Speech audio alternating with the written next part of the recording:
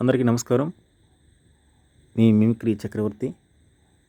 అపరిచితుడు చీకట్లోనే మాట్లాడతాడు. ప్రజలందరి కోసం మంచి మానవత్వం, సత్య, ధర్మం, నీతి కోసం ఒక డైలాగ్. నీ అబ్బాయి, నీ తల్లి, మేము కెరికితే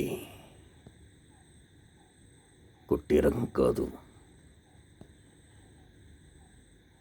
కిలుక్కుని కొట్టే రకం. వెంట పడితే కొట్టే రకం కాదు, వెంటపడి కొట్టే రకం, ఎదురు ఇల్లి కొట్టే రకం.